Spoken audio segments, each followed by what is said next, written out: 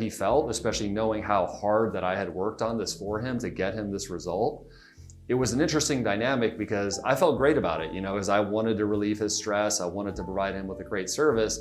And then, so when I went to pull up the invoice for this work to close out his tax preparation for this year, it said $350. And so what I told him is I said, that'll be $350. And so he looked at me, and it was interesting because he was actually disappointed. And he actually said, "You're not really gonna make very much money doing your work like this." And he actually candidly told me that.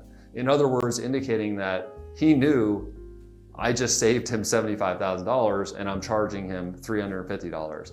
And so what I did is I took the wisdom that he had shared with me, right? Well, I took his $350, but other than that, I took the wisdom that he shared with me, and I had a client coming in the next week who had a similarly stressful situation where he was stressed out of his mind.